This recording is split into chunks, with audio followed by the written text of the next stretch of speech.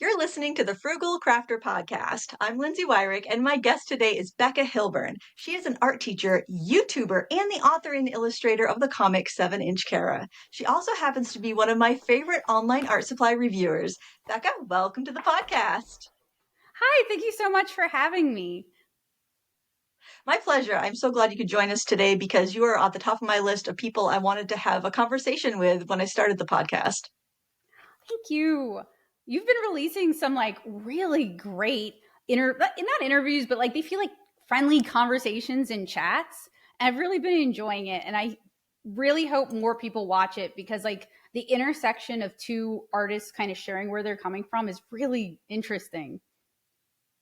Thanks. That's what I was going for. I wanted to just talk with people I find interesting, and I think the shop talk really, well, for one, it helps artists that are kind of. I feel like every artist is kind of like an island in their own studio, and it helps bring a bit of a community when you may not talk to another person all day, and you might not talk to another artist for weeks and weeks. So Yeah. try to bring the community together a little bit. Yeah, and that's really Uh, nice.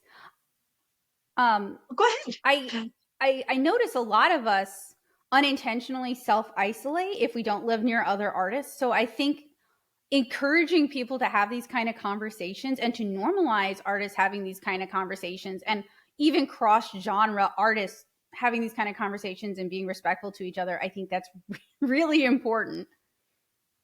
Yes, absolutely. I think sometimes we think that other artists might be a little snooty, but honestly, if you just email another artist that you've seen online, most people are going to be very welcoming and just happy that you like their work and Yeah. happy to help. And yeah, definitely normalize reaching out to other artists.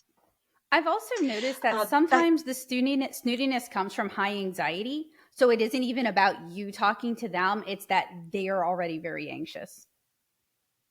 that's a really great point because I remember just like we have a group of moms in our town, and I always got the impression that that one mom was kind of snobby and didn't like me very much. And my husband goes, "She's really shy." It's like she's not snobby. And then once I realized that, oh, not everybody's in your face like I am. Some people like are a little reserved. It was like, oh, okay, and she's a perfectly nice person, not snobby at all. It's Mhm. just I misunderstood shyness for being standoffish.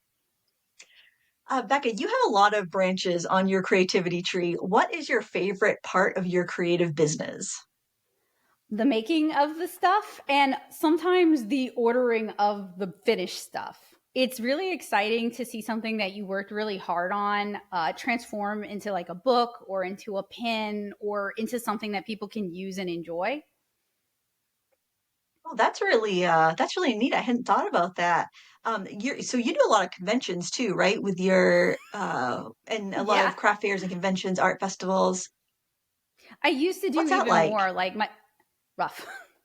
It's rough. Rough. Yeah, I used to do a lot of anime cons. Like for 10 years, that was my bread and butter. And my biggest seller were these quick fire commissions that I would draw at the show, usually while people watched. Oh, And wow. the amount of togetherness that takes is a lot. And it's also really physically intense and physically stressful. So I would often come home after a weekend of that and just have to like curl up in bed and cocoon. And I say that because I see, like, I'm honest about that because I see a lot of people currently treating that life as like an ideal in like the anime kid space. Like, oh, I really want to do conventions and I'm going to have this huge setup and I'm going to make all this money. And that is a possibility, but there's a lot of trade offs to that. I love I love when people like my art. I love getting to see that in person. It's really fulfilling for me. So that's what kept me doing it for so long was that I really love those interactions and I like teaching. But the like physicality of getting myself 3 states over with all my stuff and setting up a table and finding people to share a hotel room with, that got to be kind of overly physically taxing. That sounds really overwhelming. It was. So now you do more like local festivals and stuff? I'm kind of trying to figure out where I'm going right now. I we moved back to Louisiana. Well, that's where we're from, and I thought, hubris on my part. I thought if I do Louisiana art and I have a comic that's set in Louisiana, people down here will be interested in that because we tend to get forgotten by the rest of the country. So we tried doing like festivals, and festivals down here are not like festivals in the rest of the country. Um, they're like that, but on steroids, like louder, more Hmm. music, more. And I found that I couldn't really keep up with the noise level of that. And we are also doing library comic cons, and that's where I feel like I really have like the best fit. Oh, that's interesting. Do you think like the anime and Comic Cons are bigger now, or was their heyday 10 years ago, or Oh no, they are crazy right now. I mean, I don't mean that in like a negative way. Just like one of my really good friends is still a convention artist. That's how they make most of their income, and it is basically impossible to get into anime cons that would have been super easy to get into 5 years ago. oh wow. Well, it's nice to see something on an upswing when it's revolving around art. I feel like a Yeah. lot of the Well, it's not really revolving around art. Like Comic Cons and anime cons revolve around kind of like a cult of celebrity, popular cosplayers, famous actors who are coming in, famous cosplayers. Some people do go just to go to the artist alley, but the artist alley at most shows is a really small part of the whole thing. And it's kind of a dedicated subgroup of troopers who come out to the artist alley and are supportive. I wouldn't say like most of the audience are going to come out to the artist alley. Okay, that's interesting. Um, well, I want to get back to your YouTube channel. I just thought that was really cool because it's like that's just something I know nothing about, and it's so interesting. I learned about you and your channel through your art supply reviews, and you put a lot of work into them. How do you decide what products you're going to review? So I used to review a lot of garbage, like because that's what people wanted to watch, and that's what my friends would send me. And then I burnt out really bad. And I decided I was only going to buy and review stuff that I am genuinely interested in and that I either think I will use or I think my students will use. Do you ever get contacted by brands to review products? Yes, but not in the way not in the way I think some, or not in the way I think some artists get contacted. They will offer to send me something, and it's really, really rare, like once every 6 months. Um, Generally, they want to dictate what I'm going to say in the review, which is like, that's not really how a review works. And they want like final say. So I often do not work with companies because it falls through at some point in the process. Because Oh I always wow, I tell haven't. them like I'm going to do an honest review and I'm going to disclose at the top that you sent this to me. And a lot of the companies don't like that at Wow, my level. wow. Like if I was bigger, they might not care. I don't Hmm. know. And that's interesting. Wow, that's interesting you say that because I have wondered that too with certain reviewers that only post positive reviews that are smaller channels, and I kind of wonder if there's a bit of a peer or a bit of a pressure from the brands on those artists for Can I the share an contingency on getting those experience? products. What's that? Can I share an experience? Yeah, I'm not going to name totally. names. It was kind of shocking to me, actually. So I was working on a Paul Rubens review during Black Friday. You linked a bunch of deals, and I was like, yes, yes, yes, yes, yes, because I like Paul Rubens and I recommend it to my students. So I wanted to try a bunch of it so I could figure out if all of them are good or if just some of them are good. And I've been reviewing Paul Rubens for a while. Um, so I was working on the tube review for the G4 tubes, and I, spoiler, didn't think they were any better than their older tubes. Like I didn't see the difference that they were talking about. They didn't handle better. The colors weren't better. In fact, I liked them less. So I was like, well, I wonder if it's just like me, like maybe I'm having a bad day. So I decided to check out some other reviews, which I normally never do until after I've finished my review. And all of the reviews in a blog format that I was finding, which is limitedly like a small, admittedly a small subset, all of them, it's like five or six, had been sent the product care of. It was a glowing review where half of the review, they did test it and stuff. I'm not saying that, but like they repeated a lot of company copy. Like it wasn't like they'd gone digging and found their own research, which to be fair is getting really hard to do these days. But they had just repeated company copy. and they hadn't even reviewed any of the tubes prior, so they couldn't tell you if it was an improvement over the past tubes. And they would only, I noticed they all disclosed that it had been sent care of at the very last sentence. So you'd probably like gotten the information that you need and clicked away before you got to that. Oh, interesting. Because I did get those paints to review. I always disclose first thing just so that people know if they Yeah. want to, think I'm full of beans, they can think I'm full of beans and they can move on. Um, yeah, I can't find any of their older tubes anymore either. And I like their older tubes. There was a set called The Yeah. Song. I think it was called Song, and it was like very like springy colors, and there was a beautiful cobalt teal, and it came in a gorgeous palette. Um, but I did like the new tubes. I didn't think they came up with a new set of pans. I think they were also fourth generation pans that I didn't think Yeah, I were reviewed as those good too. as the first set of pans they came out with. And now they have No, another set of pans coming out the in a new Kaime. tin.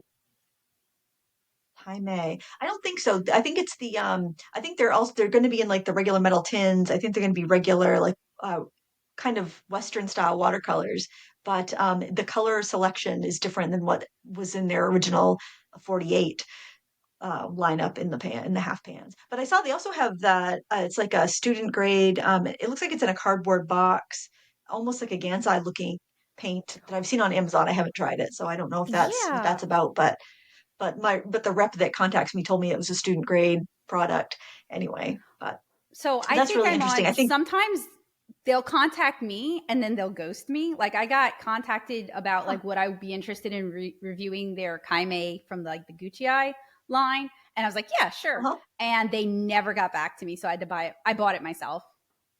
Hmm. Oh wow.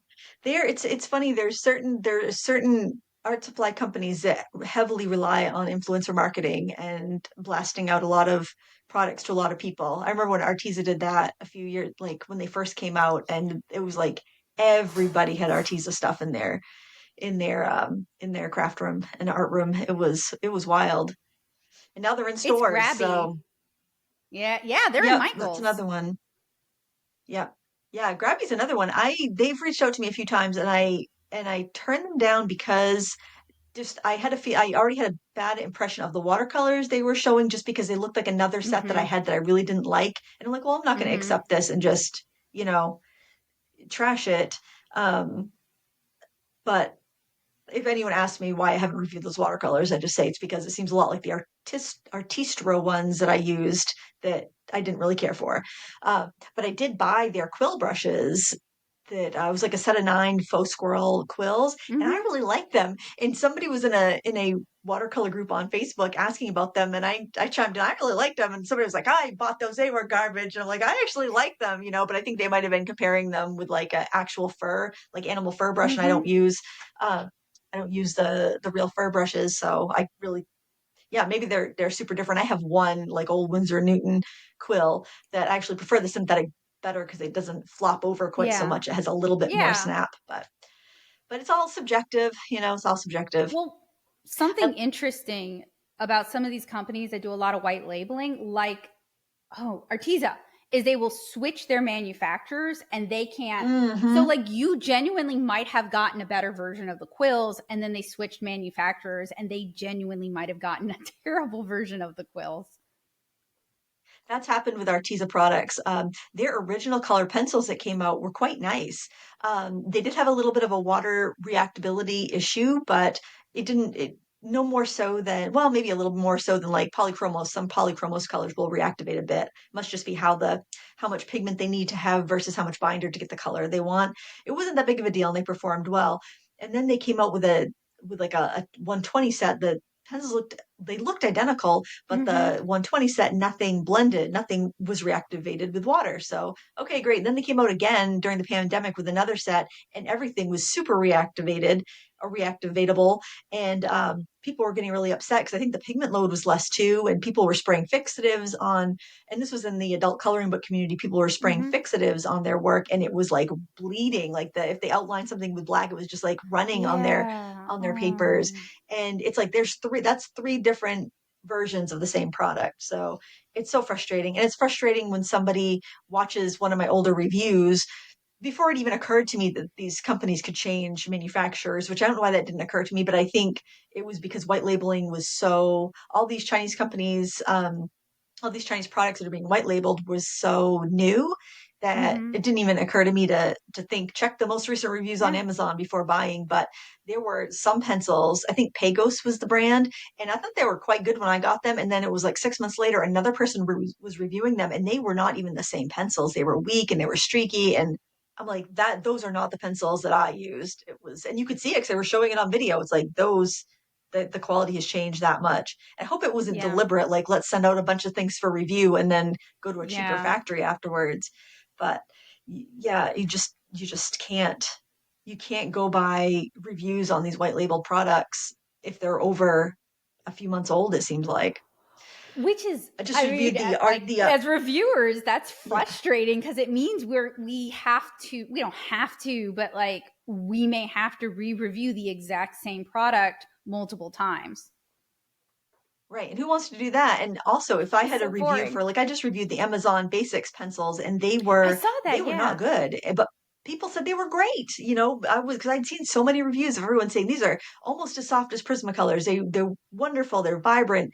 And then I'm using them. I'm like, these are frustrating to use. I think they would put somebody off colored pencil. And and then people were commenting like I have a set, I love them, but I bought them 2 years ago. And some Yeah. other people saying yeah, I just got some when they were on sale, they're garbage. So it seems to be they just switched factories or changed something about them. And it's super frustrating because I don't want to go and get any of those budget supplies and re-review them. A review takes so much time, and it's like I'd rather spend my time with Yeah. products I really love now. Yeah. I feel like there's a good database out there, but if the reviews don't hold up, even if I posted a new review, that old review's got more watch time. It's going to be recommended if somebody Yeah. searches for a review. So it's, Yeah, and um, if another person collated your reviews to like send to a friend, like, oh hey, you're getting into watercolor, let me help you out. It keeps getting disseminated like on Reddit and stuff, which I love and I'm grateful for. But yeah, I agree with you. When the product goes down, even if you re-review it, I don't know about you, but like in a way, I feel kind of bad. Like I led them to buy something bad, even though that wasn't mhm. my intention. Yes, I do too. And somebody had posted on Arteza watercolor pencil review the other day saying, I can't believe you recommended these. These are awful. I wasted my money. The color was weak and the earth tones were weak and everything was really streaky and I couldn't get the colors to dissolve. And I felt terrible, even though Yeah. this is like 5 years later and the ones I got were good. It's it's really frustrating. I wish I could just go like blanket, put like a clip in front of all old videos saying check most recent reviews before purchasing, just so people would know, like right at the beginning of the video. But that technology doesn't exist that I know of yet anyway. Yeah, I wish it did. That would be super helpful. On the other hand, though, I think this is maybe helping us build accountability regarding some of these brands.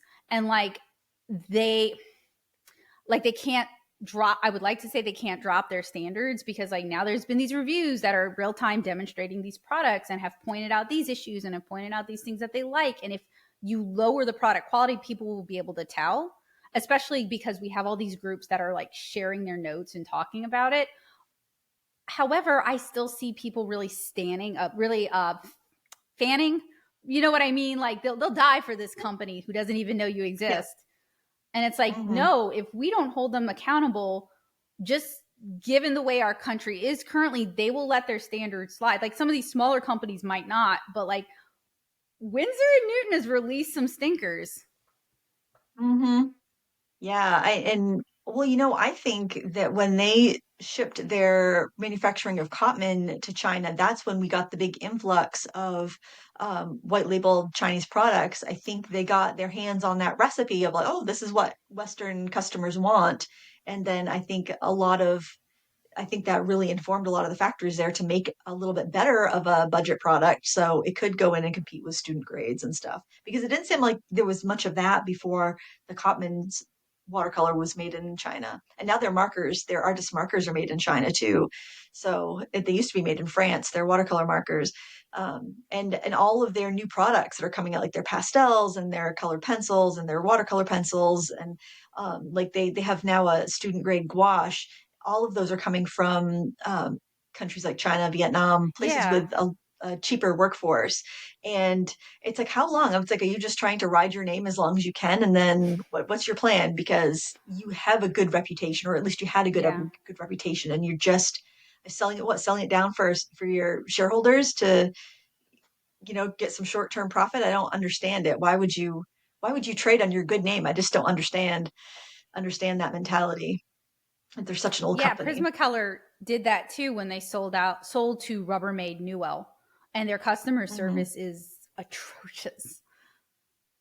I actually have to say I did get on the phone with Prismacolor a couple weeks ago because there was a rumor on Facebook on one of there was a coloring page, and somebody had said that they went into their local store, and they're Canadian. They went to their local store, and there was a sign saying, due to manufacturer's restrictions, we'll no longer be able to sell open stock Prismacolor pencils. Please consider choosing polychromos, because I guess they sold those as well.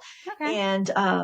And I use Prismacolor because quite a bit, because I can go over oil pastel with Prismacolor, and that's the Mm-hmm. only color pencil that seems to want to dissolve over the oil pastel. And I called Prismacolor USA. I emailed them first, and days went by and I never heard anything. So I called them, and I did get somebody on the phone, and they told me that they weren't getting rid of their open stock offerings in the United States anyway. Anyway, I don't know about other countries, but that was good confirmation there. And I was able to get a hold of somebody, so that was good. But they did finally email me back a few days later saying the same thing. But yeah, it was tough to get a hold of somebody, but I did. I I wonder like how you if it's show because is. Oh, go ahead. Go ahead. no, the Prismacolors are very snap happy. I wonder if they stopped offering them open stock because people will drop them, and then the core will break, and they were getting complaints about like defective pencils at their store. Oh, maybe it was a store chain wide, like that store chain or something. You mean? Maybe so. Like just so that they would stop getting complaints about it, perhaps. Like our Michaels has everything you want locked up behind uh glass doors. But I think part of Mhm. it, I know they claim part of that is theft protection, but I think some of it is also some of these products just get ruined just being, available in the store for people to play around with, That makes sense. Leave a cap off a marker, and that's not going to last for too long. especially the alcohol I like ones. how you show accessible supplies. I've seen you. I just recently saw your video where you went and you found display items for craft fairs, and how you go to Five Below and you'll like kind of show stuff that like a younger audience, somebody that doesn't have a credit card, that can't shop online, can just go and have $10 and buy a couple things. Yep. What inspired you to do those videos? That was me. Yep. I grew up. I grew up Louisiana middle class, and then my parents got a divorce, and my mom she did very well on a very tight budget.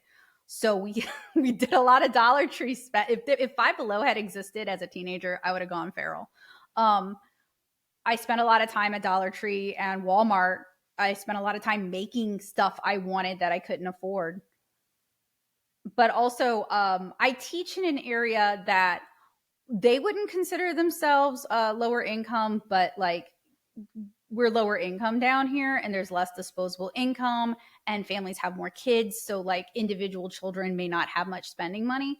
So, it's really important to me to find stuff that will help them pursue their dreams without spending a lot of money. I think there's a lot of people online who will give you like lists of really cute stuff from Amazon, but like you don't need that for your first con. And I think, Yeah. I mean, this is the bitter in me. I think it's because some of them are doing this because you can make money from the affiliate links. So they're picking the most expensive stuff to list. And I speak as somebody who teaches teenagers.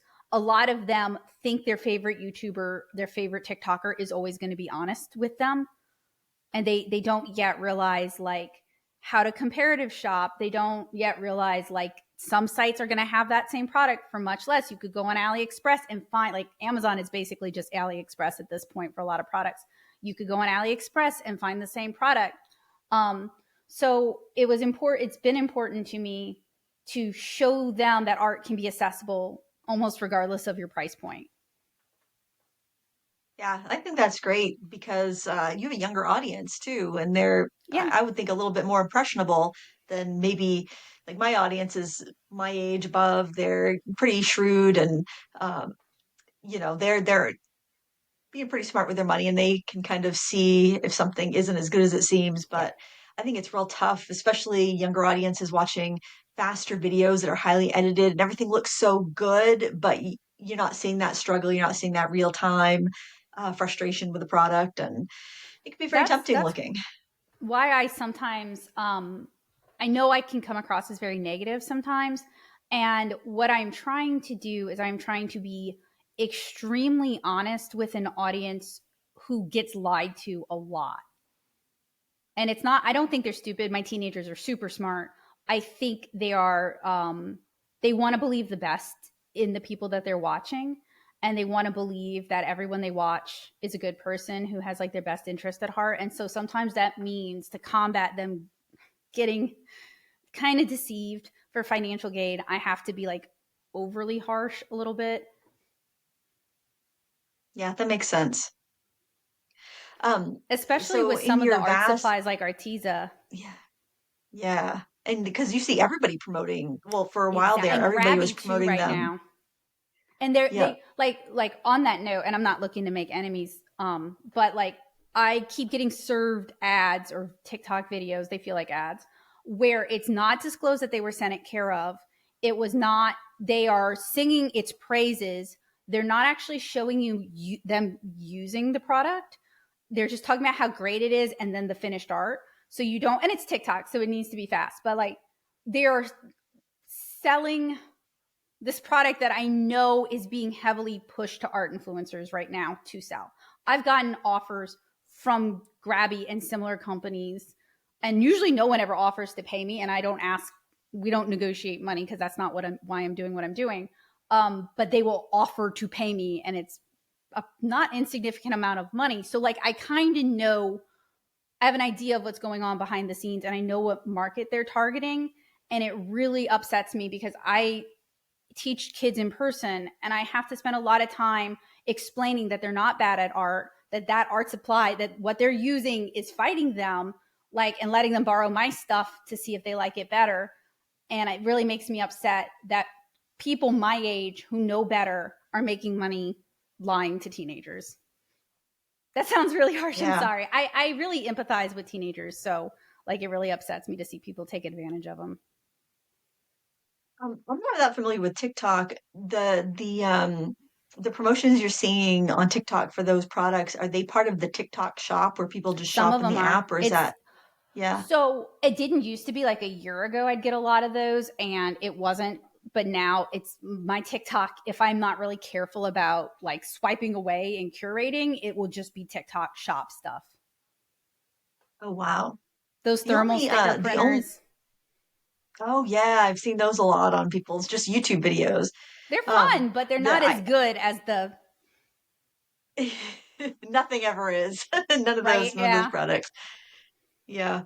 I Temu was hitting, like, this was probably like last winter. They would send a dozen emails a day offering to pay for like reviews, unboxings, reviews, and I couldn't get rid of those emails. Like, first of all, I don't take money for a review. If it's Yep. a review, Yep. it's not paid. Yep. You can't ethically take money from a company and then give an honest opinion, because if it's negative, then they've just paid you basically to, trash their brand. Or but if you don't say the truth, then it's not ethical to your audience. So it's Yep. just it's Yep. I don't see how paid reviews are ethical, but they were reaching out and trying to get paid. I think they got a lot because there's been so Yeah. many Timu reviews and Timu hauls and stuff. So I'm sure lots of people Um, said yes. So they never approached me when I bought from, this is just like for my own people watching this. When I bought from Timu, that was Mhm, Patreon money. So I said mhm. what I said and then I was done with it because there's been a lot of Oh, I wasn't videos on accusing. I wasn't YouTube. implying that No, no, that no. I you. didn't think you were, but like you're right. And I see a lot of it. And I see like the mega hauls and like these art supplies are just as good. And it's like clearly a knockoff. Um, Mhm. and I like to talk about, I love talking about the behind the scenes stuff because I don't have any YouTube friends who do YouTube. So like I never get to talk Yeah. about this kind of stuff.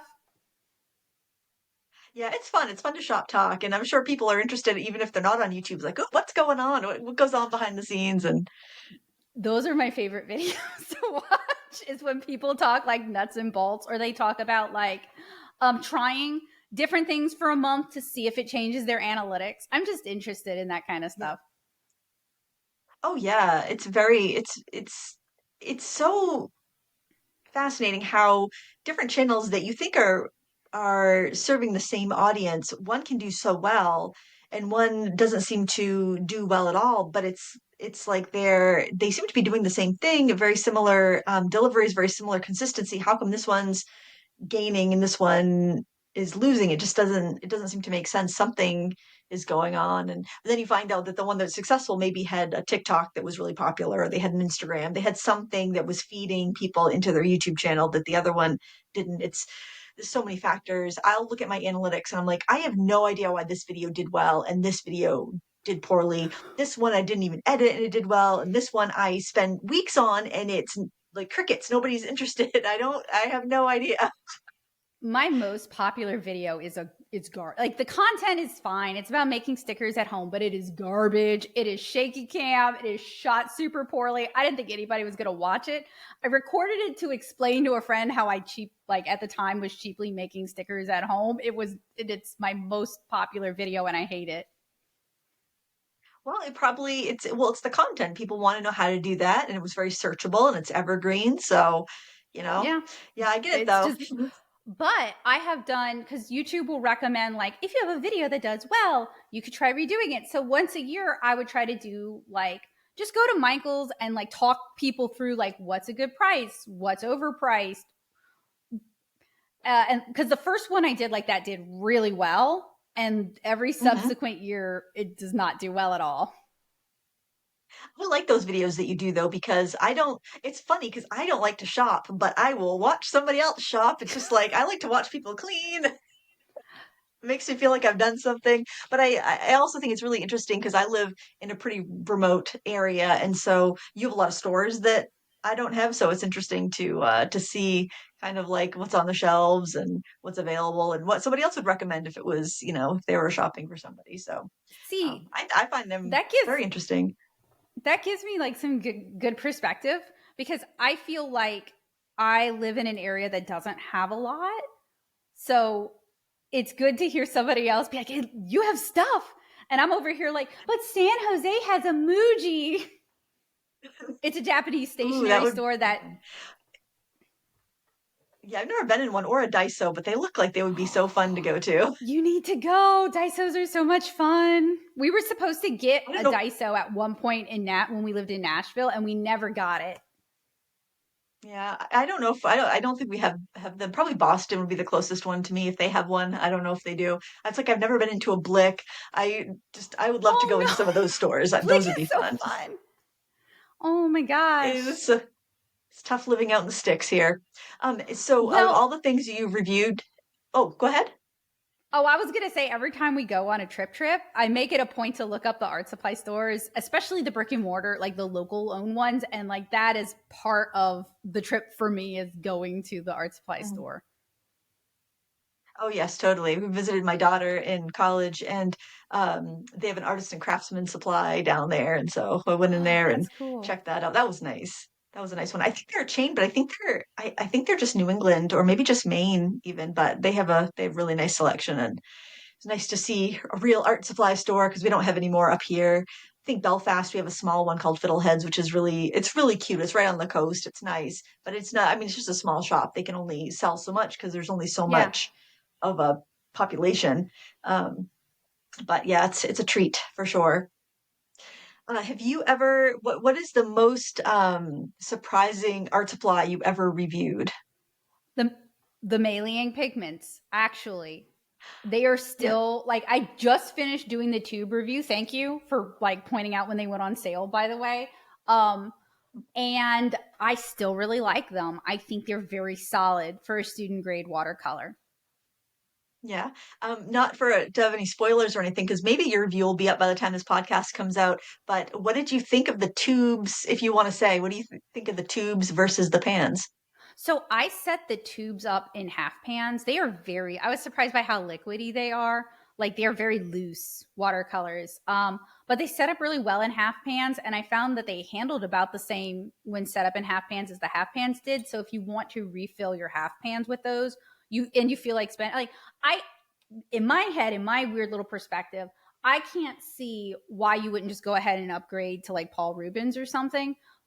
Like once you've decided you like this, start making the investment. But I understand some people cannot for various reasons. So you could refill those half pans with the tubes. I can't always find pigment information, but they swatch like they're the exact same colors and they handle pretty much the same. I found a couple colors, a couple discrepancies in the like the some of the colors, yeah. On the tubes. I don't know, I don't know if you want the Yeah, information or no, yes, of course. yeah. Because like I'll try I looking found that this up. some of the yellows I found had a little bit of a sediment in the almost like a chalky sediment or a scaliness to them that weren't Yeah. in the half pans. That's You what, but see, I there was did like four colors I found had a little bit of a sludge that I didn't see in the half pans. okay. So I did my half pans on cotton rag and I switched to a cellulose for the tubes because I might want to do art kits with them. I noticed Uh-huh. that and I thought that was the cellulose paper just being cellulose paper. So that's good to Well, I know. swatch everything on cellulose paper. I Yeah. swatch everything on like the Fabriano Studio, which is 25% cotton. And so it was very apparent. It's probably more apparent on the cellulose because everything looks better on cotton paper. Yeah. It But forgives when a I lot of swatch the sins. pans, yeah, when I swatched the pans versus the tubes on cellulose paper, I could see on it was a couple of the, like the yellow orangey colors, and I think maybe one of the blues. There was just that little bit of scaliness. It looked like hard water scale kind of in Yeah. those Yeah. colors. So probably a little bit more extender to keep the price down, I would imagine. But I did try Probably. They were very there's loose. that Chaumet watercolor tubes that they came out with a 24 set of pans that I thought were so similar to the Miele that I barely noticed a difference. I'm like, Yes. why would you buy these?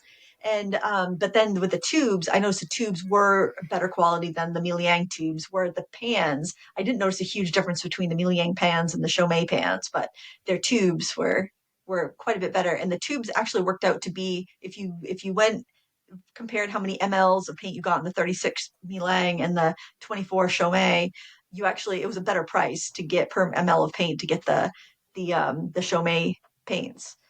So nerdy, but No, I know. I uh, was just thinking the Malaying tubes are small. They're 5 milliliters, so they are small. Like mm, there's not much paint. There's yeah, two good fills there because it really evaporates down. right. So the Chaumet paints are a better value, a little bit better of a paint. Like you didn't see that silty extender or whatever it is in it. So it does seem to be like a step between the Miele and the Paul Rubens. It's kind of like right in Yeah, the middle there. So which it's is interesting. I wish weird. they had a better color selection. Go Yeah, ahead. it's weird because that line is about the same price as Malaying. Yeah, I thought it was just a repackaged situation when I I first did reviewed the pans too. because Yeah, they just seemed so similar, but some of the colors were different. So I think that was enough to throw me to think these are all the same. But then when I saw the tubes and I did compare, because the color numbers are the same between the Mieliang and the Chaumet. So I'm like, this just seems like a mm. different assortment of colors, kind of being sold as a higher price point because you it was about the same price or maybe more expensive for 24 versus 36 colors. I So I thought think that those was because different the colors in there. palette was better. Like the palette it Well, comes in is, in my opinion, like a night because it's got the in. I don't know about your Malaying, but mine came in this plastic extruded, like so cheap plastic liner with like the chiclets of mhm, paint in it. So I thought I've been pronouncing it Kaimei, so I think we're talking about the same thing. It's like yes, yep, Qaoimei. Okay. yep. Like theirs are in actual individual half pans, and then those are in a plastic palette that could be gutted and reused for something else. So I thought that the like price discrepancy just came from like a slightly nicer palette. Hmm. I'm sure that that added to it. The new Miele paints, kind of, because they've had them on sale a few times, so I like Mm-hmm. bought some for like gifts and stuff. They Mm-hmm. now have the half pans, individual half pans. There's their individual half pans sitting in a Yeah. cheesy plastic thing, but they are Oh, individual half pans. So they're making strides. I did find the Aowen watercolors to Yeah. be identical to the Neil Yang. Yeah. Yeah. I, Yeah, I so wonder how yeah, much of this is like a repositioning. Like, I wonder how much is old stock and how much of this is repositioning for a Western market. yeah, could be. Could be. I know when the Owens came out on Amazon, because I've never shopped on AliExpress, but I have looked over there, and Mm-hmm. I'm very curious when you post the AliExpress cute watercolor palettes, because it's like I've never been brave enough to shop on there. I'm like, I'm gonna get hacked. I can't shop there. It's, But when they had the 36 Awin and the big, they were like really big tins, and they had the yep. metal clips that held all the half pans, and the half pans were a little bit like square, a little They're bit bigger. square. Yeah. Um, and they were like going for 21 bucks for the 36 packs on Amazon. And then I looked it up on AliExpress, and it was $65 on Yeah. AliExpress. So yeah, I think that was probably just getting rid of old stock, but I'm like, wow, if that's their regular price, I mean, I thought it wasn't that awful just because the paint's pretty good, but it's the same as Mill Yang, just Mm-hmm. Mill Yang was a Mm-hmm. worse tin, in my opinion. But yeah, they definitely have many different lines and just tiny little incremental steps between Yeah. quality, it seems. I would be Interesting really company. interested. I would be interested to see how they posit themselves in China, because they're like a Yeah. Chinese watercolor company that makes Western style watercolors for the Chinese market. But no one's ever Mhm. sent me any photos or anything like this is what it looks like in a store. So I have no idea how they're positioning themselves in their own market. Yeah, they must be kind of like on the expensive side, I would think, because other paints that I've tried, like Winsor& and Newton does like a set for China. Yeah. And I haven't used it myself, but I did see another reviewer on YouTube. His name is Jay Allen, and Mm-hmm. he compared them, and they did not look as good. They looked quite streaky, kind of like a lower quality than what like our Cotman line would be, it seemed Well, like. so I have that set. I need to like do the comparisons I want to do with it, but supposedly that is made with Chinese pigments for the Chinese watercolor market, like Oh, um Chinese traditional style watercolor, which is going to be more opaque. You're going to do less color mixing, you're going to do fewer layers. It's just formulated differently.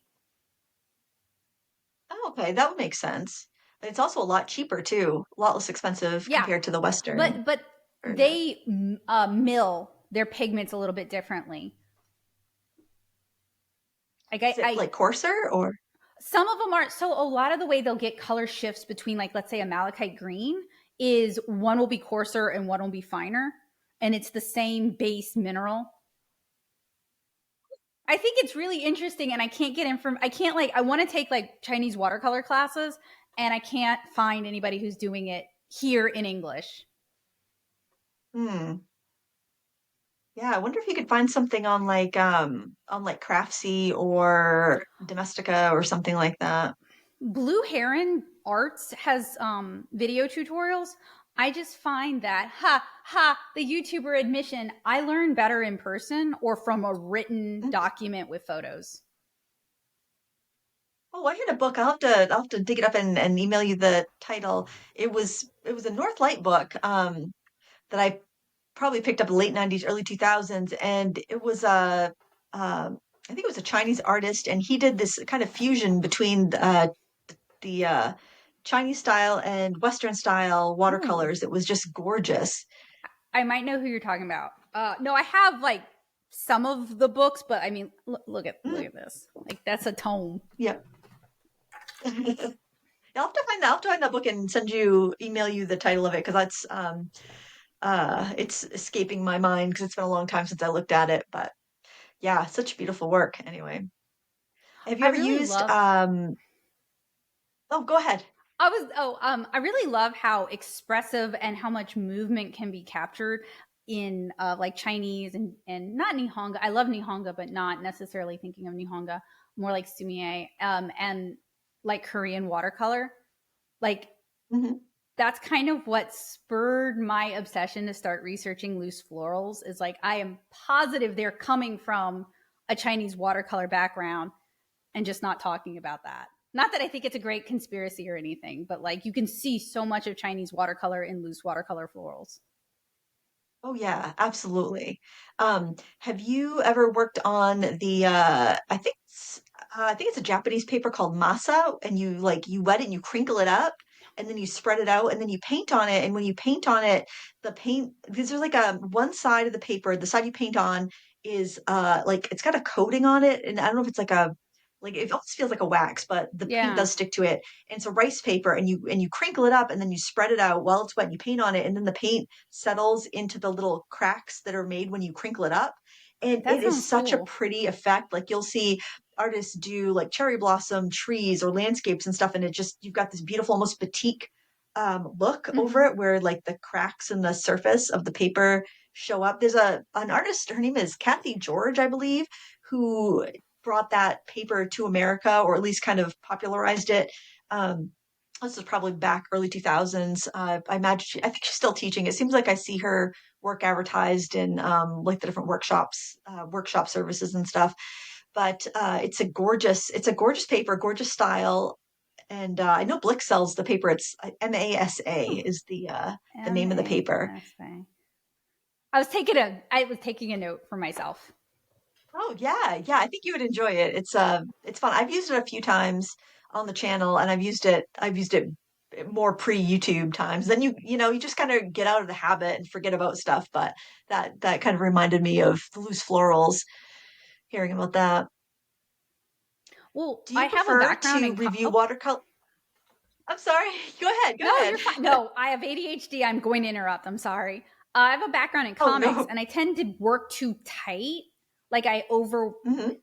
It sounds weird to say that because I'm like, well, I always have room for improvement, and no one would say my work is a realistic style, but I tend to overwork stuff. So something that appeals to me about those more like we're going to sketch it in, we're going to freehand it styles, is it frees you from all that. And I'm looking to simplify my workflow while making it more expressive. And I think those kind of styles are very expressive. And I love the life and the movement that they can bring into art. Absolutely. Um, so you review a lot of watercolors, especially recently, but I always loved your marker reviews too. Do you prefer reviewing one over the other? So, before YouTube, I had an art blog on Blogspot, before like Google ate Blogspot. And I really liked doing the marker reviews. And that's how I first started doing AliExpress stuff, is a lot of the stuff that you would get was just relabeled from AliExpress, or it was Alibaba at the time. So I like weird and I like interesting. And for some reason, watercolor, except for those like really student grade ones that I kind of fell into a pit of reviewing for a while, watercolor is always interesting. Markers, when you've reviewed the 16th bullet tip, chisel tip marker, that's probably a 203 that has like new body screening, it gets really boring. And it's expensive to review the same marker sets basically over and over again. So I like reviewing markers Hmm. when there's something new out. Like when OLO came out, I bought all that hype. I was super everything Chihiro Hao was saying on Instagram. I was eating that with a spoon because I love her art, and I bought them and I hate them. So I do still Oh like reviewing no. markers. It is what it is. That's why we review things, right? We can justify our bad choices by being like, look, I'm helping you guys. Y'all don't have to buy it now. Um, so I love reviewing markers, but nobody's doing anything that interesting unless you know something I don't know. Biggest surprise that I have found, and this is my number one.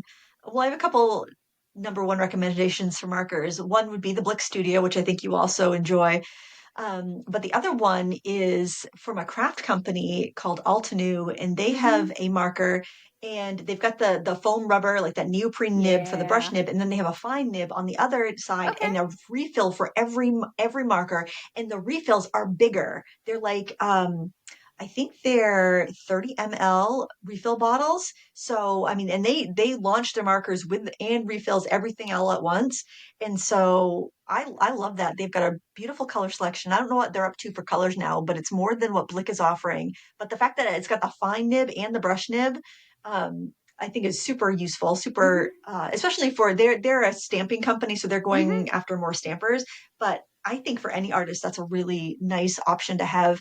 and the fact that they didn't cheap out on the nib and they offer refills, and they're like $3 a marker. They're not like absorbent, and they're chunky. They're like, oh, I know I have one. Oh, is this one? Yeah, they're chunky Oh, markers. oh, those are They're big. not like You know what chows. those look like? Yes. What? Molotow did a Sketcher marker, and that looks like the body of the Sketcher marker. Oh, really? Like an alcohol marker? I think so. Yeah, I'd have to dig my archive. They've like flirted with alcohol markers a couple of times. Yeah. Yeah, I'm very pleased with those markers. I don't have a ton of them, Hmm. but I just every like Black Friday they put their reinkers on sale, and I'm so tempted to just like buy the reinkers because I have so many, as you could, well, you might be able to see, I have so many markers, and it's like I just will mix up whatever ink I need if I don't Yep. have the exact refill, and one of my favorites is going dry. Um but yeah, that I thought that they were doing a really good job, and they came out with those and they haven't faltered. They've added some other colors, but they haven't like, you know, put out, it seems like even Ohuhu, which I think is doing a good job at bringing some reasonably priced markers out and refills and stuff, they'll still like flirt with these other body types and these other like, I don't know, maybe sales are low, so here's another type of marker we're going to try to sell Hmm. that's also alcohol based, rather than like, I liked it when they did the wide markers. I'm like, that's new, that's Yeah. innovative. Yeah. Copic Because doesn't do Copic theirs had. anymore. Yep. Yeah, discontinued. You can only get the clear from Copic now, or an empty one or something. And I love that idea. I don't know if they're still selling them anymore because it seems like when I checked last, they had like two styles were out of stock. I wish they would just offer like a box of clear or a box of The empties. empties. So Yeah. yeah, because I think they're really fun to work with. Not that I mean, I say that I don't use them nearly enough, but I think that's kind of fun and innovative. But yeah, I get what you mean about not, there's not much new in the marker world. Well, I'm going to NAMTA later this month, so I'm hoping I'll get to try some of these things because we don't have anybody. Like I know Altenew is doing a thing. I think they're doing it with I want to say Sarah Simon is doing like some watercolor classes for Altenew, I believe. And I've never like they don't sell, they're not in person here in Louisiana. I've never Mhm. seen them sold here. So a lot of what I know it's weird because I buy a lot of stuff from AliExpress, but what kind of gets me started with stuff is like I see something at Michael's or I see something at Joann's or I see something at my brick and mortar and I'm like, I've never tried that before. I'm gonna get one or two and see how I feel about it. Mhm. And I've never tried anything from Altenew because they don't have any kind of a presence down here that I'm aware of. They're all direct to consumer, either from their website or other websites like I think like maybe Scrapbook Pal, scrapbook.com, those kind of crafting super sites will sell their stuff too. But I don't think they're in any physical stores unless there's some really big craft stores that still sell kind of independent brands. Uh, but yeah, if hopefully they have some independent, like individual markers or something, and you can try them or get a couple because they're nice. They're watercolors. They've got three different lines of watercolor. The one that I prefer, and I just did a class on their online Mm-hmm. community with them, um, is the 24 set, which is, I'm pretty sure it's a Superior made set. Um, but as far as white labeled Chinese products, I think Superior does a pretty good job They at do, like the yeah. dry, the See, solid paints. They have another set which I don't know about, and then they have a tube set which I'm not 100% sure who's making them. They are made in China, and I'm pretty sure they're Supervision, but I don't know, so I can't say for sure. But the 24 half band is my choice. The 36 set I never used, and the tube set, the quality is okay, but some of the pigments they use are not what you customarily find in fine mm-hmm, art watercolor, mm-hmm, and they just, and the shape of them, they just feel a lot like the Supervision paints. And it's also a strange assortment of colors. There's no brown in the line, and there's a couple really samey blues, and it's mm-hmm, just a bizarre, um it's a bizarre collection to come out with, I think, for people that are very new to watercolor. If you're mm-hmm, like an Altoona customer and you're stamping and you're maybe wanting to dip your toes into watercolor for for coloring your stamped mm-hmm. images, it's a pretty big ask for a beginner painter to mix a good brown consistently Yeah, enough that they yeah. can, keep painting their project. Um, so Also, I some thought it was just kind of like if you're strange. painting hair, like if you had a stamp of like Mhm. girls, a mixed brown, if you're not using a new, like a sepia or a Van Dyke brown or a burnt umber, right? A mixed brown is not always going to look right consistently. You know what I mean? Like if you're doing like a Mhm. cool blue with a warm red to get that brown, it may separate out and you may, if you were a younger or a newer artist, that might be discouraging for you. Yeah, yeah, unnecessarily difficult, and especially where the 24 half pan set is so great. I mean, just get that, and that's going to that's going to suit you. But I think there's also a pressure, especially in the crafting community and crafting companies, because it's a smaller ecosystem, that there's this pressure to constantly release new products because once you've got that set of 24 watercolors, it's going to take a long time to use that up, especially if you're painting small stamped images. So it's hard when you've got a small customer base to, stay afloat. Got to kind Mm-hmm. of keep selling to the same group over and over again. Um, so I think, and I don't think it's something just to that company. I think all the Mm-hmm. crafting companies are doing that because they're just trying to keep stay in business. And when you got a small audience, you got to find new things to sell them, or unfortunately, got to close your doors. So I get that, but I would definitely recommend the markers. Yeah, if I have a chance to check them out, I will, because I am always interested, especially if it's like a brush tip. I'm kind of a sucker for a good brush tip, so Uh-huh. I'm always like on the lookout for that. Yeah, for sure, for sure. These are great. They don't fray or anything, and that's exciting that you're going to NAMTA. I've never been to Creativation or NAMTA, so I hope you get some video because that will Yes. be really awesome to So see. they do have rules about like asking for permission and like, general, that makes sense rules. So I don't know how much video I will get, but I will try to get what I'm allowed to get. I'm really excited about it because I've been applying to NAMTA off and on for like 5 years now, ever since I found out about them. And my first year asking, like, hey, this is $5,000. I don't work for an art supply company. I'm an artist. Do you have an artist rate?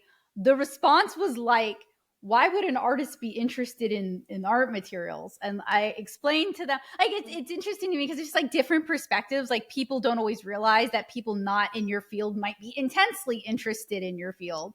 And it was like a lot of artists are very interested in their materials.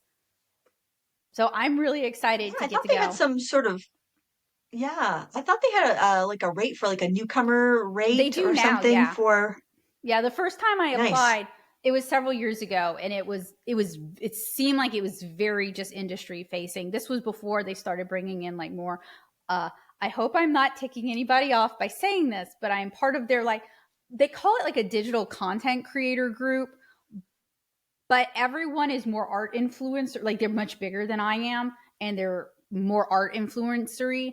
So they're smart about it, right? Like that's the people you would want to bring in to come look at new art supplies and to talk about art supplies. Yeah, I know before the Craft and Hobby Association merged with NAMTA, they used to do these really big shows. They used to do two shows a year. They'd have like one in Chicago and one in Anaheim. And I mean, that's back when like scrapbooking was really big and they were Yep. releasing paper lines like I mean, I think they still do release stuff as fast as they used to, but there were way more companies doing it and way more people buying, and there were way more independent stores. And like some of the stores would give away like trips to CHA, it was called at the time. Yep. And Yeah, I so used to these, watch. Did the, you go and record it? Is that how I no, found I've you? never Not been. you? What? I've never been, but there was a great oh, her name is Noelle Hyman, and she had this podcast called the Paper Clipping Roundtable, and she would go and she would like go early and book times with all these different Mm-hmm. vendors and record about their new releases and stuff. It was really interesting. Um, and then my friend Melody Lane, who before she passed away, she would go to the different shows and she would do a lot of recording from new releases. And I think like the craft companies were very supportive of that. They loved it. I think when they merged, a lot of the art supply companies didn't like people coming in and filming in their booths so much. So there was a little bit Hmm. of a tension or a clash the first year that they merged. But I mean, hopefully they see it as an opportunity to have more people I know hope about their so. product Yeah. and learn about what they have to offer. Um, It's not I like there's have many magazines anymore where you can look and look up what's new. You have to rely on what people are sharing online. and I'm not saying blogs are dead because they're not dead, but we've lost a lot of our easy ways to access our favorite blogs. And I think the incentive for you and some of the older crew, I don't mean older in age, I mean, y'all have been doing it for a while. Y'all do a great job, but there's a lot of art blogs that have come up since YouTube where there it is really, you can't find any information about the product there. Like it's, there's no pigment info, there's no light fast info. So it is really valuable. The like and like Kim Crick, who'll like really dig in. Hmm. It's really valuable to figure out what the light fast for a certain product is, and to be able to figure out, oh, hey, this isn't performing the way they say it's going to perform. So I think that kind of integrity in art supply review is really important. And I'm not trying to make enemies with art supply companies. I've had some like really weird interactions as like somebody repping their products, and like the person I was working for didn't know anything about their product lines. Like I knew more about their product lines than they did. And that was kind of a deflating moment. You know what I mean? Like working as an artist is hard, and you have to often be better than you can be. You have to work harder than you know how to work. You have to always be making better art than your last piece. You have to have this confidence that you don't have while also being humble and approachable. Like it's, I'm not like wang wang. Okay. Like I know you know what I'm talking about. So it's weird Yeah. because in the art community, while we're all friendly and often we're friends, there is there's a natural competition for a limited number of jobs that's increasingly becoming a smaller number of jobs. And I think a lot of us would be happy to have like a day job working at some of these companies, answering people's questions and being a product rep. So it's a bit of a cognitive dissonance when you're paired with a product rep and you think they're going to know the answers to your questions. You think they're going to be familiar. This was right when that company had released an India ink based watercolor marker.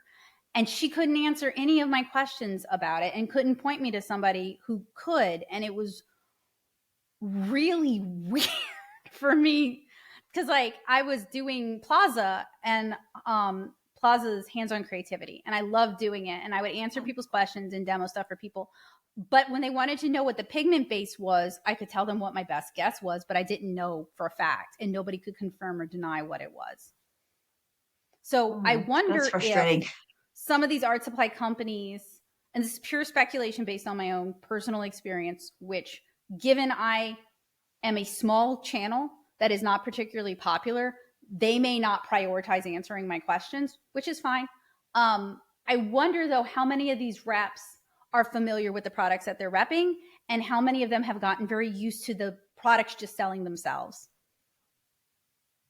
True. I think you're onto something because the product reps are hired for their ability to sell and to, land deals, and not so much they're usually not artists. They're Yeah. salespeople. They've Yeah. been trained, and they may have a business degree, not an Yeah. art degree. And not that you have to have an art degree to be an artist. I But you don't, should care but about art supplies.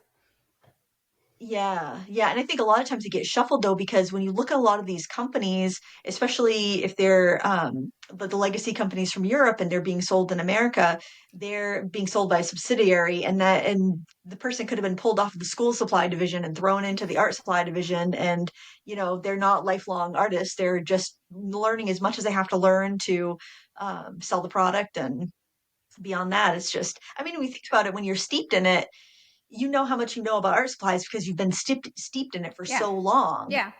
If you were selling rulers and notebooks last week, and then your boss was like, "Okay, now you're going to be selling in our art supply division," how long would it take you to get that kind of information that you've absorbed over decades?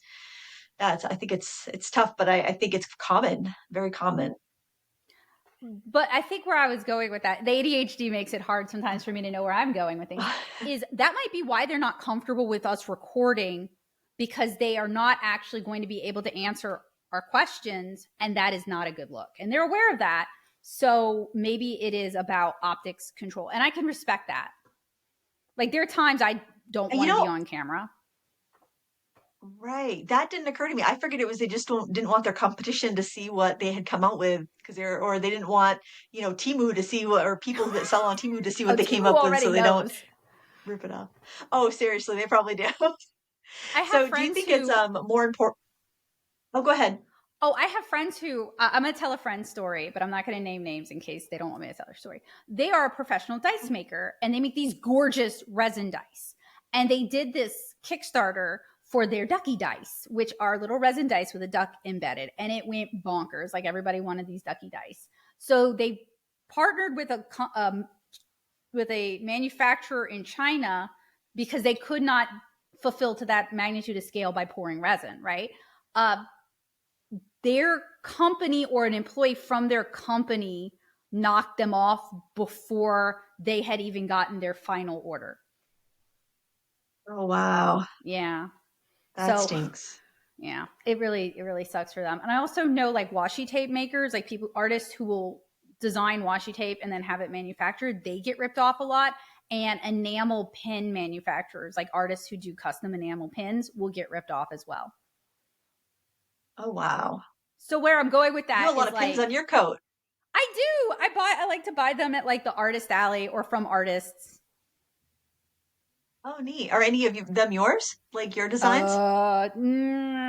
This is you would think I would have more. I actually don't. I do books, right? And we did a Kickstarter for volume 2 and we purchased 1,000 books and we have like 500 of those books because they all have to be hand sold. So when it comes to manufacturing more expensive things that may or may not sell, I am super gun shy about it. Oh, I totally understand that. And we'll get to your book in a bit. Oh, I have one more question about the art supplies, art supply reviews. Do you think it's more important to review famous brand products or the unknown budget brands? That is a really good question because I think both, but for different reasons. Sometimes an unknown brand makes a really stellar product that is at a price point I'm thinking Ohuhu here with their brush tip markers. Like it's at a price point and on a marketplace where that kind of marker for that price point has never been offered before. And it now opens this art supply that it's an aspirational art supply for many people. It makes it accessible. So I think on that end, reviewing smaller companies, lesser known companies is really important because it makes art and art supplies accessible to more people, which is really important to me. On the other hand, from like a YouTube reviewer standpoint, well-known brands, new product launches from a well-known brand, those are going to be what's going to get most of the views for me in the short run. But I like doing both Yeah, and that I makes try to do a sense. mix. Yeah. Yeah, I like to watch both of them. I know a lot of the, especially AliExpress products, just because I don't shop on AliExpress or Temu for that matter. But like a really good review of a product that I've never seen before is Yeah. very enticing. Even if I have absolutely no plans on buying it, I just like knowing it's there, like seeing it, like hearing about it. And it's always nice if somebody finds a gem and it's not, I hate to see people waste their money. So I love it Yeah. when somebody's bought something that they really enjoy and it works out for them. But now I want to talk about your book because I Okay. think your illustration style is super cute, and Oh, thank you. always love seeing your in progress photos on Instagram. I love that one you just posted of the girl with all the flowers around her, and her little face is so cute, and the colors are so rich and saturated. And how long have you been working on that series, 7 Inch Kara? Okay. Uh 2012, 2011. It started as my thesis comic because part of going to comics grad school is you produce like a 12-page proof of concept comic. And I kind of fell in love with it. But I also at that time was working on other comics and I was pitching to companies and I was in a lot of anthologies. So it's not like 7 Inch Carol was like the only comic I was working on. It was just the one that I kept coming back to and kept working on. So I've been How working come on you it went? often. Oh, I'm sorry. No, I'm sorry. I've been working on it off and on for like 12 years now, which is like a wild thought to me. That's awesome.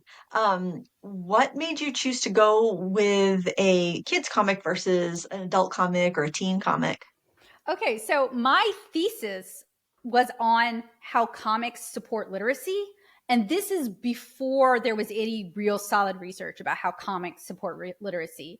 For my comic nerd friends in the audience, this was, I started working on Kara before Raina Telgemeier released Smile. That's not to say like it's not that kind of a statement. It's just to say like the landscape of children's comics was not what it is now. Like now children's comics is a huge market with lots of options. And when I started Kara, to be really just very blunt, my grad school experience was very toxic. And the way comics were taught was very like male focused and very superhero comic, and a lot of violence and a lot of sexual, like sexual violence as well. And I love comics Hmm. because I love manga, which has that, but it's a bigger landscape and it is a more diverse market. So I brought a lot of the sensibilities of like children's books and children's picture books into my comics. And my mom was teaching literacy to like really young, struggling readers at the time. So we had a lot of conversations about how picture and word correlation can really be helpful in getting children to retain like, I'm sorry, I'm not wording well today at all, but basically, comics are really No, great you're at doing great. reinforcing literacy, and they can even be a great tool for teaching pre readers how to read or how to interpret a story. And I like it because social skills did not come innately to me as a kid. I learned my social skills from cartoons and from the books that I read. So I really wanted to make a comic about this little girl who's navigating the world, and she has like her own set of problems and her parents have their own set of problems. And I just kind of wanted to make a something for little girls at a time where girls media was treated like it was garbage. This was like after everybody had had their backlash against Twilight, for example. And I just kind of wanted to like make this very soft, gentle thing in response to all of the like violent, overly sexualized in a really negative way stuff that had been going on at grad school. Hmm. And what made you go with a Lilliputian, a little Um, character? well, the academic answer is it's a perspective shift. So it's a way to see our world from a new perspective. It's a way to be grateful for and to admire things that we've previously taken advantage or just taken for granted. And Hmm. it's a way to kind of just shift the worldview so that you can see things with fresh eyes. The other answer is I grew up with David the Gnome and the Littles and Maya the Bee, and I grew up Littles, reading yeah, I grew up reading The yeah. Borrowers. So I really love that like tiny people in a big world. And also because the story is also about power shifts from from a perspective as a neurodivergent person who I often am navigating a world that wasn't made for me. So by having Kara be small, there is an inherent power discrepancy between her and her human friend that even though it is no fault of her human friend and she's a good person, there's still going to be a power discrepancy. Very good. You're very open about your struggles with ADHD and other health issues that can make creating difficult. What made you decide to open up to your audience about your ADHD and speak so candidly today about it? So it's kind of a few different things. One, a lot of people who read my book would be like, is Kara supposed to be ADHD? And at the time, no, she wasn't supposed to be. Since then, I have like written more of my own experiences in there, some of my own reactions in there, or reactions of people I know who are ADHD. But at the time, I wasn't like intending. In fact, at the time, I still thought I'd grown out of ADHD. That was when like the prevalent idea was like, it's a childhood thing and you grow up. I mean, I had gotten a college degree, I'd gotten a master's degree, I was in a long term, steady relationship. I'm married to him now. Um, I wasn't what they thought ADHD looked like. So I thought I wasn't ADHD. And then anymore. Like I'd gotten my diagnosis as a kid, but I thought I'd grown out of it. And then the Ned Hollowell books came out, The Driven to Distraction, Delivered from Distraction. Those are great books for adults with ADHD. And I felt really seen in a way that I haven't ever really felt seen. And that, like, I'd already been doing YouTube for a couple years. And it really kind of inspired me. Like, if I felt seen from these books, how many people are struggling and they hate themselves and they don't know why they don't fit into this world, and they don't know why things are so hard, and they don't know why they can't just be normal, and they don't know why they can't keep friendships, and they don't know why they're making art every day isn't just easy for them, or conversely it is literally the only thing they are capable of doing and they can't manage to do any housework and they can't hold down a job. I realized that if I felt that way, there are other people who feel that way. And just years of doing conventions and having conversations with people who were like 2 or 3 years younger than me, and seeing a lot of similarities, it made me realize that if I talk about these things openly, if I stop masking these things, if I stop hiding these things, I can maybe have like a real relationship with my audience. And I really try hard not to foster parasocial relationships. Like I don't think things about me that aren't true, and I don't expect things of you guys that are ridiculous. Like I'm not going to ask you to pay for me to go on vacation and stuff like that. But I thought if I could take the mask off and be a real human, then and not pretend like everything's always perfect, and not pretend like I don't struggle with these things, and not pretend like I don't have these things that I'm dealing with, then we could have like a more authentic relationship. Kind of around that time, I had a lot of people who hate watched my content, hate watched my stuff, and would leave like really bad comments and would send me threats on Twitter. And they were always threatening Oh my to God. cancel me and expose me. And I talked to one of them, and they admitted that they thought I got sent money for everything I did. They thought I was making more money than what they found out I was making. They had like built me up in their head, and they hated that person. And then when they found out I wasn't that person, they quit hating me. So I haven't had, you might think like talking about being ADHD and just kind of owning it might get me a lot more pushback and hate, but it's actually lessened a lot of that. I think part of it might have been a lot of Wow. my audience struggles with this kind of stuff, and like they resonated with me on a level, but if I was like not being honest about what was going on in my life, it hit wrong and it bothered them and it put them off. So by owning Oh, it, that's now it makes interesting. sense. Like if Becca's kind of weird, if Becca kind of stutters, if Becca reads things in a funny voice, like I'm not just being mean, I'm not just being catty. Like there's something different legitimately about me, and that's just me being me. Do you think the viewers that were giving you a hard time before are neurodivergent as well? Several of them have told me in confidence that I'm not naming names, but I love this for them. They told me that they talked to their doctor about it and ended up getting a diagnosis and were able to get help that they needed. So that's another reason I'm Oh, open about wow. these things, is if you see yourself in me, you might have high anxiety, you might have depression problems, you might have ADHD, you might want to see a professional, Hmm. because it's Wow. made my life Do you better. think that's good? That's good. Do you, and you, it sounds like you've made other people's lives better too in the process by being so I hope honest. so. Like that's my goal. Yeah, definitely. Do you think that YouTube as a platform attracts neurodivergent creators? Wouldn't surprise me.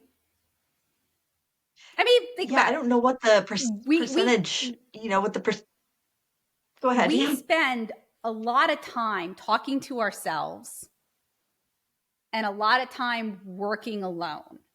And I think you have to have a brain geared towards that, whether it's ADHD and autism where you have these hyperfixations, and your best case scenario is to pick a line of work that centers around your hyperfixations, which is what I did, or you are a shy person and you're introverted and you like editing video, and you can make these animations where you never have to, you can put yourself out there, but you don't have to make yourself overly vulnerable.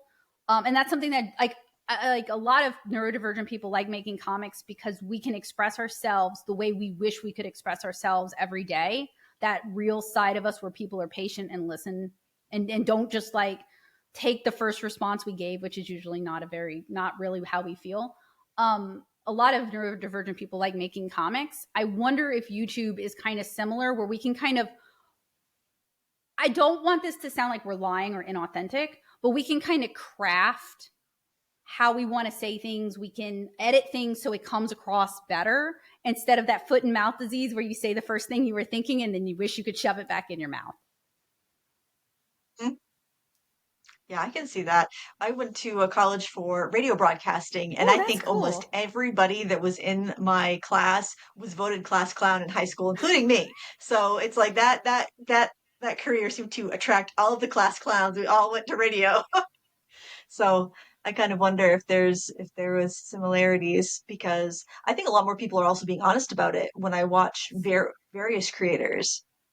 Yeah. To compare a class clown with somebody struggling with ADHD. I You hope that know, didn't come across I as was up for offensive. funniest. I was Oh up for yeah? funniest. Yeah.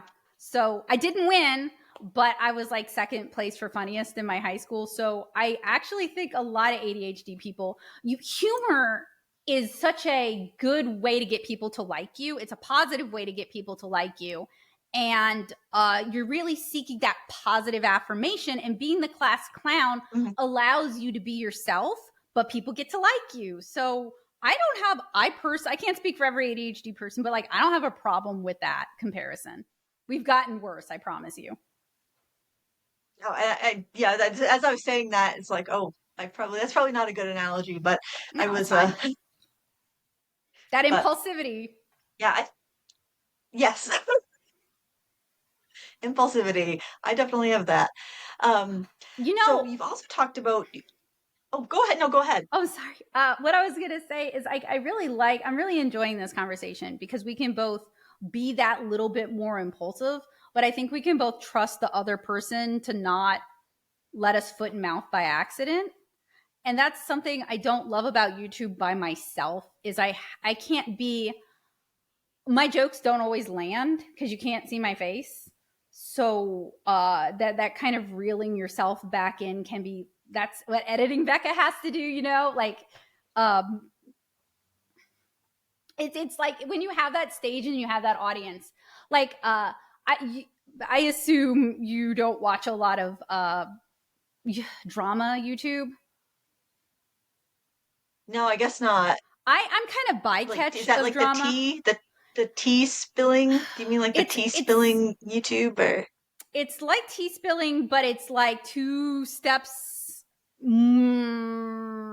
Okay, I think giving an example is probably better. So H Bomber Guy did a video recently about plagiarism on YouTube and how some YouTubers are lifting content from other YouTubers. So that's kind of what I'm talking about. Not just like petty, like this person made like a really inappropriate tweet that one time while they were drunk, which is not okay, but like it's a human thing to do sometimes. I'm talking about like people getting analytical about repeated bad behavior on the internet that financially benefits the other party. Okay, I think I know what you're talking about. Okay, well, I feel like there's something about YouTube that sometimes encourages creators to do, I think it's like the pseudo celebrity that some people have, right? To do things that if they were in any other line of work they wouldn't do, like taking their fan creator relationships to like bad levels.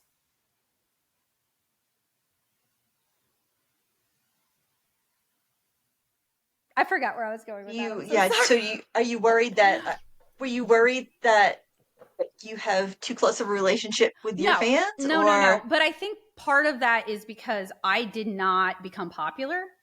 Like some people get popular within a year, and I think that doesn't give you time to figure out what boundaries you want to draw with your audience.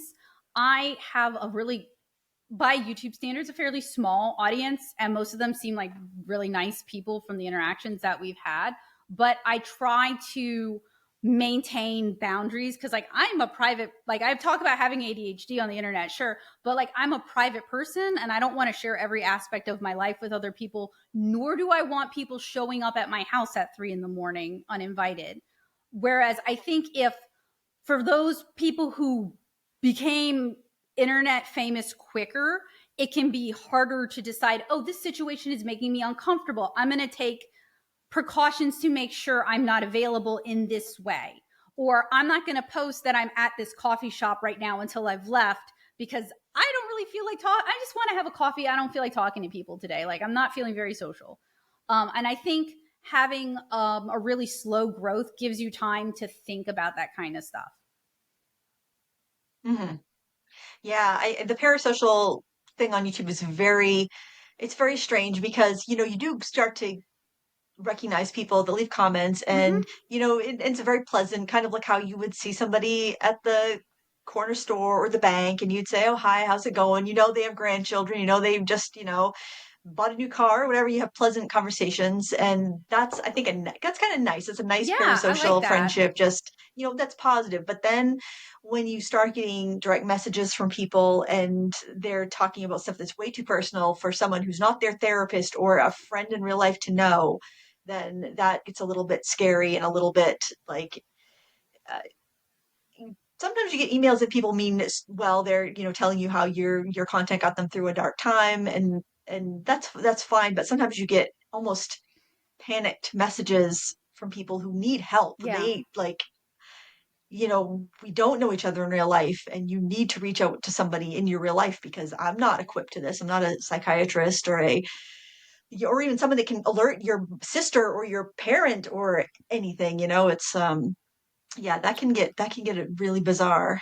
We had a Discord server for a comic community that I was part of, and we had to ban that kind of behavior because it was becoming so, not that those people, like, I've struggled too, not like you're less of a person, but like an art Discord is not the place to um seek help when you're having a depressive episode. Like, you need to Hmm. talk to the people who know you in your life. Like, we cannot help you.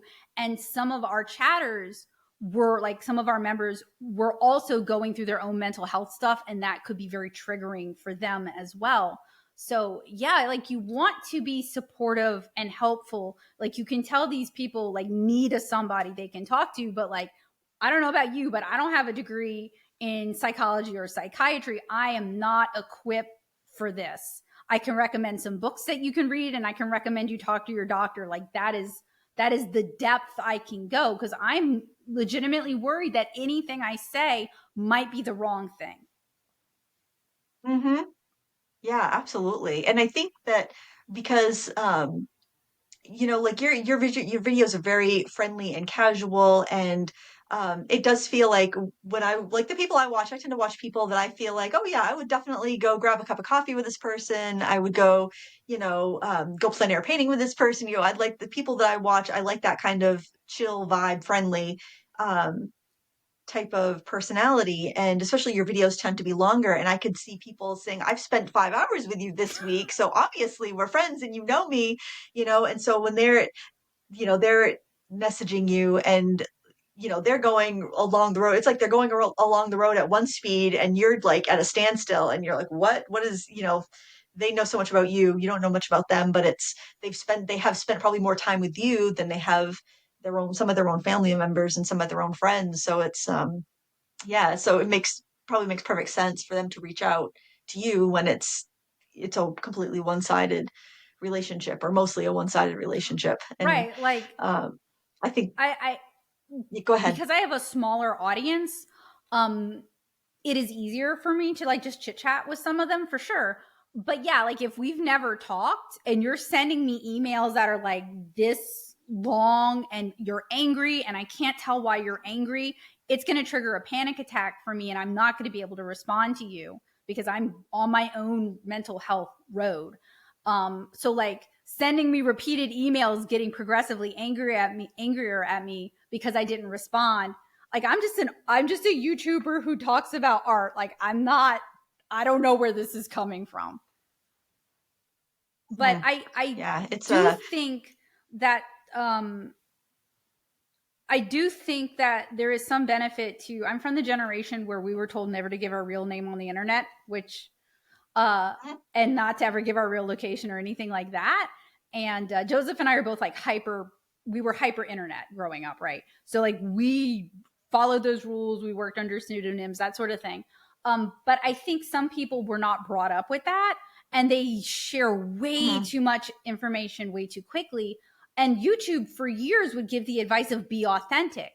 Well, what does authenticity look like? Like, is authenticity sharing that you had a bad day but obscuring the details? I would call that authenticity because you're protecting yourself. But some people think authenticity is everything has to be the exact times, the exact places, and you're revealing way too much of yourself and making yourself vulnerable for attack. Wow, I sound paranoid. I've been through some stuff a few years ago. Mhm. Yeah, and I think a lot of requests for that sort of authenticity are innocent enough, but they're not thinking about the people that don't have innocent intentions. Like people will be Right. like, "Oh, will you do a?" They'll ask me to like do a home tour. It's like Oh I'm no. not comfortable doing a Oh house tour. no. I'm not comfortable doing like a walk with me where do a tour of where you walk your dog every day. It's like no, no No, way. no, no, no, no, no. But like, and I don't think they're asking because, oh, I want to stalk her. No, they're Mm-mm. just like, oh, I'm curious. You talk about, hey, where did the dog knock you into the tree? It's like, because my dog sees a deer and takes off. And if I'm not aware, then, if I'm like la di da looking off at the clouds or something, she sees a deer, then, pulls me over or whatever. But yeah, I'm not down with revealing that much. I think I can be completely authentic in this space of, artists, but yeah, I don't think you need to share every single bit of your life. And what you do share, I'm very grateful for. You have always have really great tips, especially if you're talking about like um certain pencils being hard to color with or hard to draw with or having issues because you're having like an arthritis Yeah. flare up, and you always have such great tips. And those tips are ones that I could share with somebody having that similar situation, because I have an older audience that can have some of those um similar struggles with like gripping a pencil and stuff like that. Accessibility is really, I'm not always good about like seeing outside of my own little window in the world, but accessibility is important to me. And I have family members who have severe, like I had an aunt who had lupus and she passed away last year. So accessibility is really important. And when I started with art, I didn't think I was going to have debilitating arthritis by the time I was 36. That's part of what pushed me into watercolor, is that digital coloring and marker coloring is actually, you could just do it for 8 hours straight, and with no breaks and not realize you've taken no breaks and you could wreck your hand. And watercolor forces you to take breaks. So that's actually kind of one of the reasons I got into watercolor. And also you can hold the brush you have to hold the brush a little bit looser. So accessibility is really important to me as much as I can. I'm not a doctor. I don't have professional training in that regard. But if I find something that was genuinely helpful, I'll try to share it. That's about to come up because I'm in OT right now and she's having me try a bunch of different grips. So we're going to be talking about grips. Oh, that's great. Do you have any advice or tips to share today for people that might have struggles with holding a pencil Okay. or coloring with colored pencils or anything? So I can't work with color pencils because of these reasons. So I don't have any color pencil tips. But those metal drafting pencils. This is a shout out to a call out to some of my younger viewers, maybe. Those metal drafting pencils that look really cool and like they look artist. Are they like mechanical pencils, do you Yeah, mean? they're like Or metal mechanical pencils. Pentel makes a bunch of them. So that's what I okay, yep. used for years, for like 2 decades. That's what I used. They are really rugged. You are probably not going to be able to break them. They will break your hand. I have found that the cheaper Hmm. plastic ones, the ones that kind of bend a little, it is better to break the pencil than it is to break your hand. And if you can put a squishy, cushy grip, whether it's a Dollar Tree squishy jelly grip or one of the nice Japanese ones that have like left handed and right handed and the indentations, a grip is going to help a lot. I have a comorbidity, a Sjogren's syndrome, so that also causes arthritic flare ups. But I had the arthritis before the Sjogren's. I've had hand arthritis since I was like Hmm. 12 because I death grip my pencils. So if you're young enough to learn a different grip, whether you're using one of those tripod things to train your hands or you're holding the pencil really, really light, please explore those avenues. I didn't have the ability to take art classes where my art teacher directed my grip and corrected my grip. Um, it was just kind of considered good enough is good enough. But like now there are online resources and there are products made for this. I don't care how dorky it looks. It looks dorky. I don't care. Drawing when you're 60 is more important than like looking like an artist. And a lot of like the younger artists that I'll have these conversations with will be like, yeah, but the drafting pencil looks legit. And it's like, it does. And people are going to take you more seriously as an artist because we work in schemas and you look like an artist with that pencil, but your hand and your drawing is going to suffer. That's a really great tip, and we'll look forward to your video on drawing grips Yeah. when it comes out. Do you have any projects you're working on that you would like to share with everyone here today? Oh, shoot. I'm working on the third volume of the comic. I am editing the Mei Yang Pigments tube video. That illustration you were talking about, that's a field test to see how I felt about the May Marie watercolors.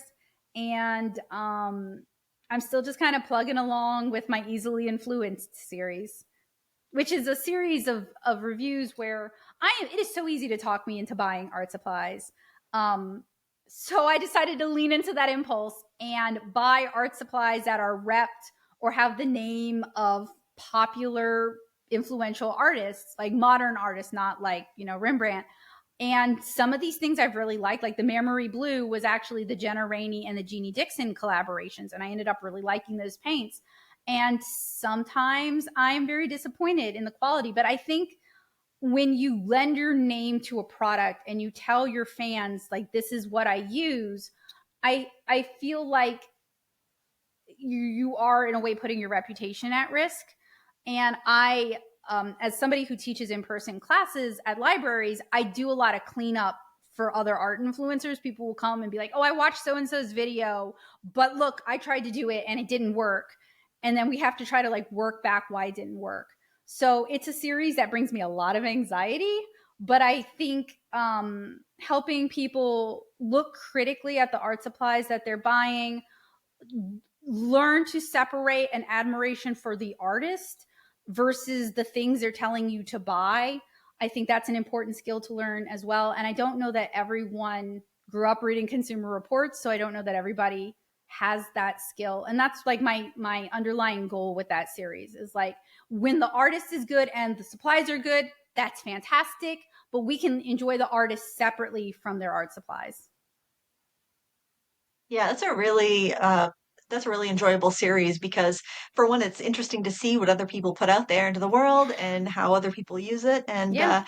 yeah, I think it's a lot of fun. I could see how people can get upset if their favorite creator, like you don't have the same opinion, but I think it's a pretty agnostic look at supplies, and I'm that's really, um, when you're buying something, you want to know how are the supplies, and if you Yeah. want to buy it to support that creator, Yeah, that's great. that's Go ahead and do different. that. Yeah. Buy their book, buy their supplies.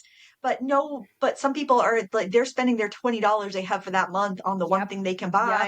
And Yep. make sure they're going to get something that Yep. will be useful to them. Yep. And And often the uh, artist is going to see a bigger oh, go cut ahead. from buying art prints from them than if you were buying this thing where they've licensed out their name. So like if you I can't speak for every artist, but with a lot of artists, if you genuinely love their art and you want to support their art, buy an art print, buy their book. Yeah, absolutely. Or take a class with them, Yeah. or yeah, yes, if they have a digital product, that's great because they're Yeah. probably going to see the most reward from that. Yeah. And where can people find you on the World Wide Web? I don't know why I said it like that. That's bizarre. Roll with it, lean into it, embrace the weird. You can on YouTube, you can find me at natto soup, Nattosoup. People are like, where's that come from? That's from when I was a teenager. It's like never claimed, so I can claim it on everything. That's the story behind that.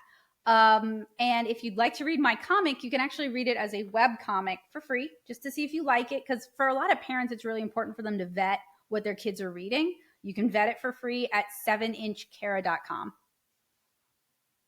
Wonderful. And I have links to all those places in the show notes and the video description on YouTube if you're watching it on YouTube. And then you can go check out her videos, check out her reviews. There's a few people I recommend for reviews. I say when you watch my review, don't just take my word for it. See what other people have to say because we all have different Yeah. opinions on things and different ways that we work. Yep. My artwork's different than Becca's. It's different than other reviewers. And you want to make sure that you're seeing it from different sides. Yep.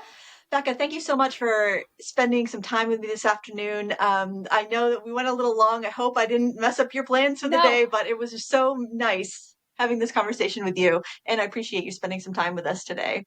No, I really enjoyed it. Thank you for having me. Oh, the pleasure is ours. I want to thank everyone for watching. Please give this video, if you're watching on YouTube, a thumbs up before you go. You can leave a rating on any podcast app that you happen to be listening to this on. And if you have a friend that would enjoy this conversation, please share it with them. Thank you so much for watching. As always, till next time, happy Bye. crafting. Bye.